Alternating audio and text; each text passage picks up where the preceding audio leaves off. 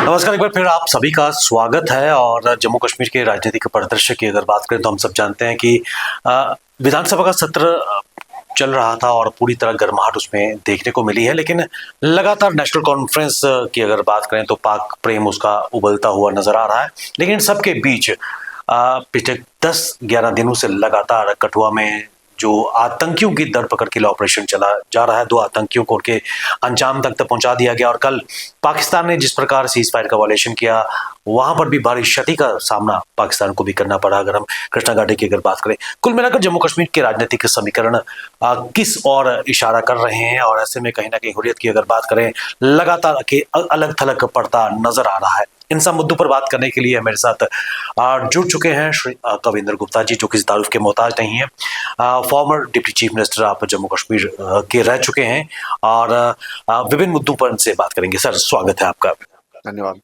कविंदर जी, सबसे पहले मैं भारत और पाकिस्तान के संबंधों की अगर बात करूं, लगातार पिन प्रिक्स करने का प्रयास किया जा रहा है।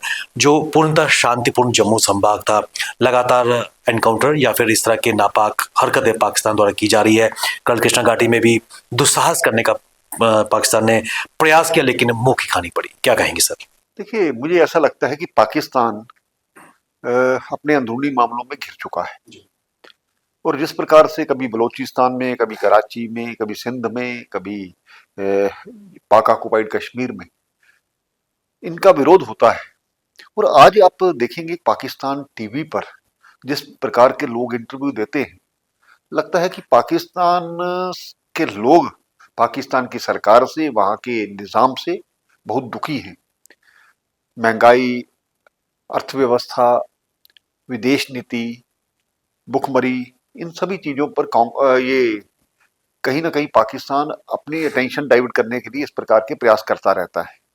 उसके पास कोई इंटरनेशनल लेवल पर या दूसरी जगह मुद्दा तो है नहीं।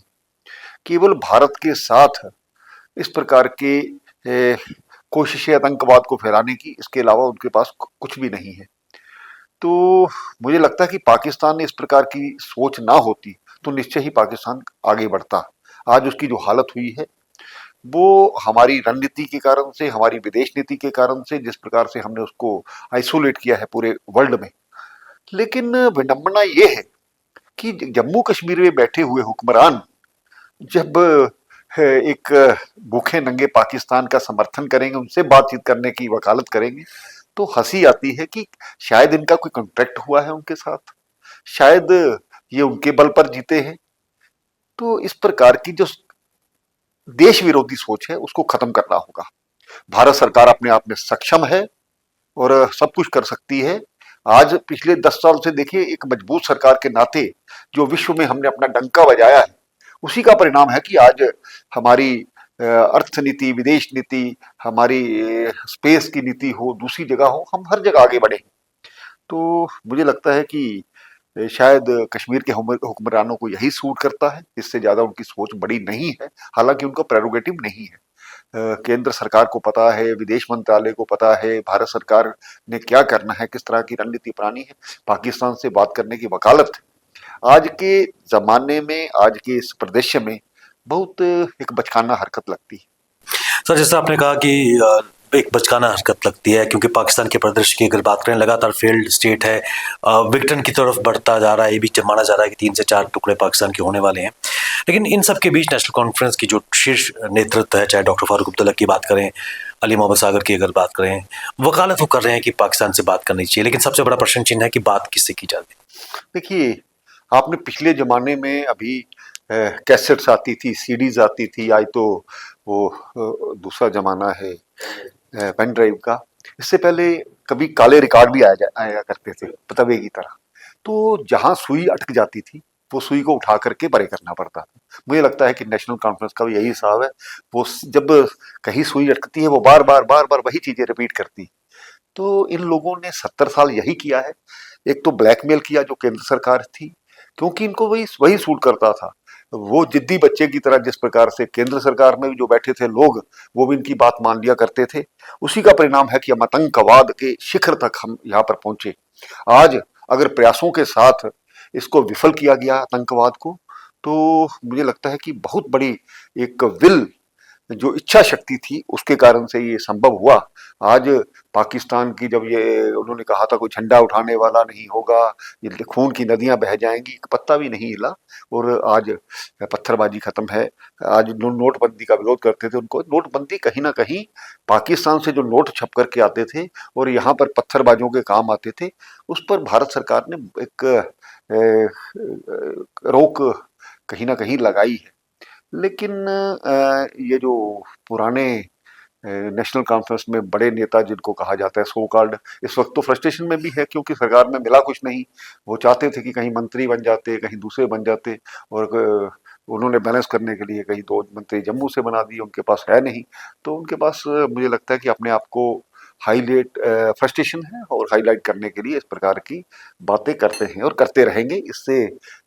और हालांकि आपने देखा हाल ही में हुर्रियत के जो 4 ग्रुप थे वो उनको छोड़ करके चले गए, लेकिन ये जो जमायत का वो समर्थन लेने वाले, हुर्रियत का समर्थन लेने वाले, इनको पता नहीं लगता कि हुर्रियत को आए लोग नकार रहे हैं। इस सोच को बदलो, इस पटरी से आप उतर करके दूसरी पटरी पर चढ़ो जो देश हित में हो।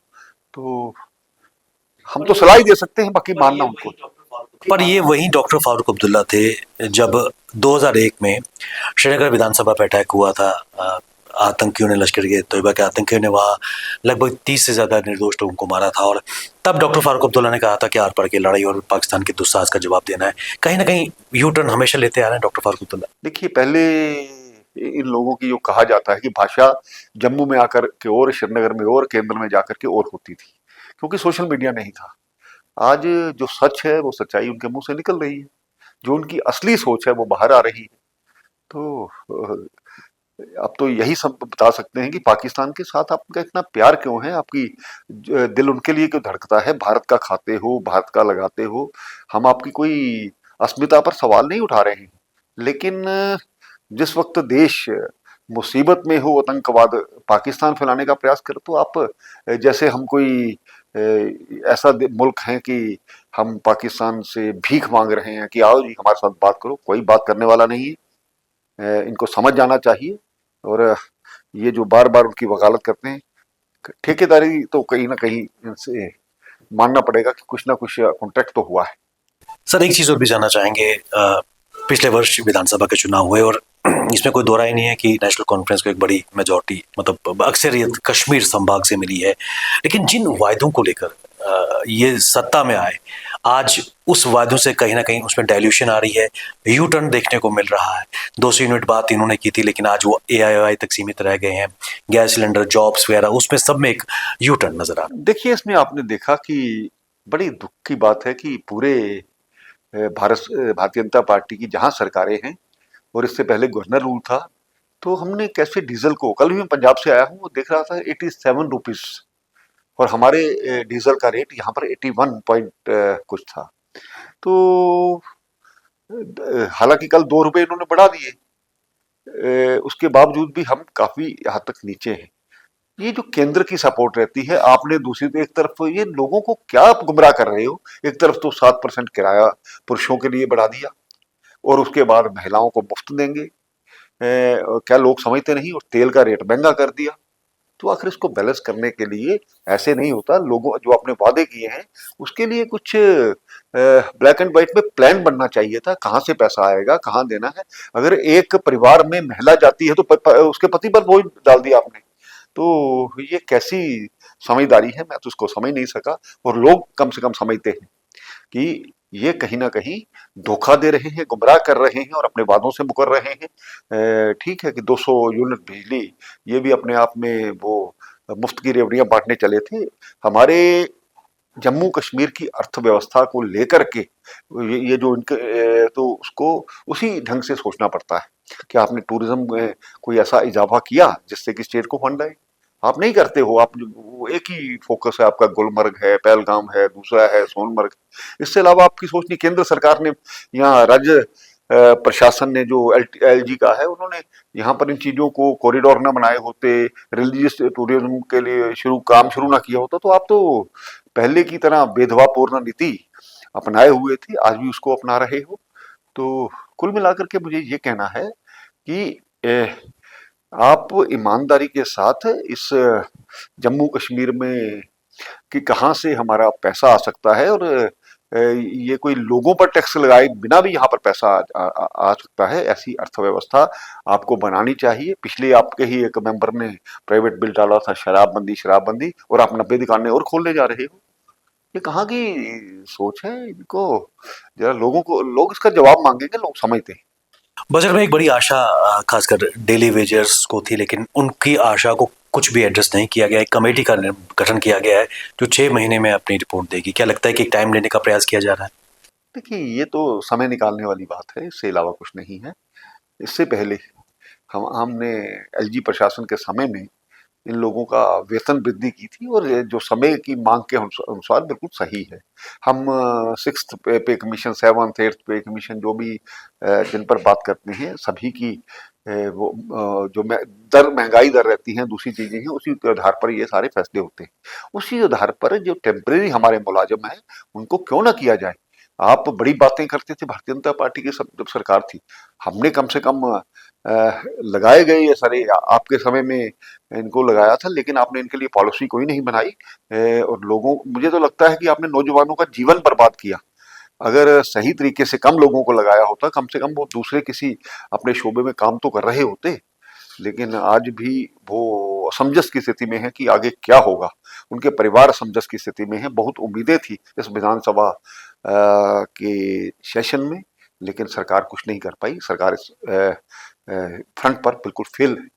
कविता जी, आप जम्मू कश्मीर के पूर्व डिप्टी सीएम, उप मुख्यमंत्री भी रह चुके हैं, और ऐसे में एक सवाल उठता नजर आ रहा है जिसका जवाब कल महामहिम उपराज्यपाल ने भी दिया। यूनाइटेड नेशंस का ऑफिस इस वजह से नगर में चल रहा है, और कल उनसे भी एक प्राइवेट चैनल पे वार्ता के जरिए उनसे पूछा गया। तो आपकी नज़र में क्या अब ज़रूरत है यूनाइटेड नेशंस के ऑफिस की श्रीनगर में, कि अब उसकी ज़रूरत नहीं है? देखिए, जो so called human rights commissions रहते हैं, ऑर्गेनाइजेशन रहती हैं, ये सिर्फ किसी पर्टिकुलर लोगों पर जब होता है तो उसी को हाईलाइट करती है। ये वामपंथियों की सोच थी, ये दूसरियों की सोच थी।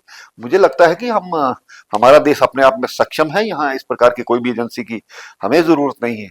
बाकी दूसरे देशों के जो ये जो अम्बेसडर्स वगैरह रहते हैं, यहाँ पर काम करते हैं, उनसे सही बात तरीके से बातचीत होती है। उन पर जो एक माध्यम बना रहता है दोनों देशों में वार्ता का, वो है। तो मुझे लगता है यूनाइटेड नेशन तो इनकी नालायकी का प्रतीक था जब इसको बैठाया गया था। यहाँ इस प्रकार की कोई संस्था की जरूरत होनी नहीं चाहिए, जो लोग बार बार उसको यूएनओ में लेकर के जाना चाहते थे। आज मुझे लगता है ना तो हम अपने आप में सक्षम हैं अपनी सुरक्षा व्यवस्था किस प्रकार से ठीक करनी है, या कोई एजेंसी अपना वक्तव्य दे करके यहाँ का जो वो पेश करेगी, ऐसी मुझे लगता है कि आज के प्रदेश में कोई जरूरत नहीं। पिछले कुछ समय से जम्मू संभाग लगातार यहाँ पर आतंकी घटनाओं में इजाफा हो रहा है। क्या पाकिस्तान का एक जो नेफोरिस डिजाइन है उसमें एक बदलाव आया है? क्योंकि कश्मीर पूर्णतः शांतिपूर्ण है, टूरिस्ट वहाँ आ रहे हैं, हजारों लाखों की संख्या में घूम रहे हैं, लेकिन जम्मू की अगर बात करें, पीर पंचाल रीजन, बड़ी बसोली, कठुआ वगैरह लगातार वोल्टाइल होते जा रहे हैं। देखिए, इसमें कोई शक नहीं कि घटनाएं कहीं ना कहीं इस प्रकार से हुई हैं, और उन्होंने अपना जो क्षेत्र है वो बदला है। बड़ा दुख होता है जब हमारे सुरक्षा बल उनके साथ मुकाबला करते हुए शहीद होते हैं। अभी हाल ही में मुझे भी वो मट्टू गांव में जाने का मौका मिला, जो जगबीर सिंह जी शहीद हुए। तो हालांकि हमें ये समझना चाहिए, हमारे सुरक्षा बल बड़े सक्षम हैं, सुरक्षा एजेंसियां बड़ी सक्षम हैं। उन्होंने आतंकवाद को किस प्रकार से खत्म किया है। आज भी जो समय समय पर ऐसी घटनाओं को अंजाम देने की कोशिश की जाती है, उनको पहले ही पकड़ लिया जाता है। लेकिन दुख ये है कि आज भी उनके समर्थक ओवरग्राउंड वर्कर बन करके, अंडरग्राउंड वर्कर बन करके कहीं ना कहीं काम करते हैं, जिसके माध्यम से वो आते हैं और यहाँ पर इस चीज को अंजाम देते हैं। आज जरूरत है कि हर व्यक्ति अपने आप को सुरक्षा एजेंसियों का रिप्रेजेंटेटिव समझे।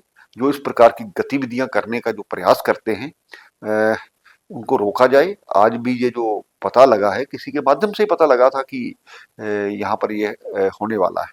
हालांकि वो छिप गए, हमारे भी जवान शहीद हो गए, तो बड़ी दुखद घटना है। लेकिन इसका ये मतलब नहीं है, इस पर उनकी शहादत बेकार जाने वाली नहीं है। वो देश के, भारत माता की, माँ भारती की रक्षा के लिए उन्होंने अपने प्राण दिए हैं। तो जल्द ही वो समय आएगा जम्मू कश्मीर में जो लगातार से 70 साल से एक सोच थी उसको बदला गया। आज से 35 वर्ष पहले जो भी बच्चा पैदा होता था उसने क्या सीखा? हम क्या चाहते हैं? आज़ादी। कौन सी आज़ादी? किससे आज़ादी? आज उस मुल्क में मिलने की भी बात की जाती थी जो खुद भूखा नंगा है और आने वाले समय में, जैसे आपने कहा, उसके टुकड़े टुकड़े होने वाले। ये लोग सिर्फ ब्लैकमेलिंग करते रहे। आज उनके कुछ अंश बचे हैं जो, लेकिन उस अंश को भी मिटाने की जरूरत है, वो जल्द होगा। कविंदर जी, चलते चलते मैं आपसे जानना चाहूंगा, उमर अब्दुल्ला सरकार के लगभग 4 से 5 महीने हो चुके हैं। इस कार्यकाल को आप किस नजरिए से देखते हैं? देखिए, अ, वो आज उनका यही है, जो उनसे हो नहीं पाता वो केंद्र पर छोड़ देते हैं, और जो कुछ केंद्र के किए हुए अच्छे काम है उसको अपने खाते में डालना चाहते हैं। देखिए, आप अच्छे काम करिए, भारतीय जनता पार्टी आपका समर्थन करेगी, आपके साथ देगी। और आदरणीय प्रधानमंत्री जी ने, माननीय गृह मंत्री जी ने पूरा आश्वासन दिया है राज्य सरकार को। उनकी कोई भी काम रुकने वाला नहीं है। उनको पर्याप्त जो धन का एक माध्यम है, उसको साधन है, उन्होंने उसके लिए भी बजट पहले से बेहतर, मुझे लगता है कि बजट है। और डेवलपमेंट के क्षेत्र में, दूसरे क्षेत्र में सच को सच कहने की जब ये हमारी राज्य सरकार आदत नहीं डालेगी, तो आज जितने भी, चाहे वो हाइड्रो इलेक्ट्रिक प्रोजेक्ट हैं, दूसरी तरफ रेल के प्रोजेक्ट हैं, सड़कों के प्रोजेक्ट हैं, केंद्र सरकार ने इसको बड़ी पर्सनली लिया है। मुझे याद है कि आज से 2018 में जो प्रधानमंत्री जी के साथ मैं भी था, जब जोजिला टनल का दूसरा काम, जो बड़े बड़े हजारों करोड़ के प्रोजेक्ट थे, आज वो उसका अंतिम समय आ गया है कि जब वो कंप्लीट होने वाले हैं। सोनमर्ग की टनल, जम्मू कश्मीर एक अलग तरह का वातावरण यहाँ बनेगा। तो मुझे लगता है कि सरकार को डेवलपमेंट की और ध्यान देना चाहिए, और ना कि इस प्रकार के जो कंट्रोवर्शियल मुद्दे हैं उसमें रहना चाहिए। और जहाँ तक केंद्र सरकार द्वारा जो अच्छाइयाँ की जाती है, अच्छे काम किए जाते हैं, उनका समर्थन करना चाहिए। कविंदर जी, बहुत बहुत शुक्रिया, आपने अपना कीमती समय निकाला हमारे साथ स्टूडियो में और जम्मू कश्मीर के ज्वलंत मुद्दों पर आपने बात की। ये थे श्री कविंदर गुप्ता जी, भारतीय जनता पार्टी के वरिष्ठ नेता, जम्मू कश्मीर के फॉर्मर डिप्टी सीएम, जिन्होंने जम्मू कश्मीर की राजनीतिक गलियारों पे जो इस वक्त मुद्दे चल रहे हैं उन पर प्रकाश डाला। बने रहिए हमारे साथ, हमें दीजिए इजाजत। नमस्कार।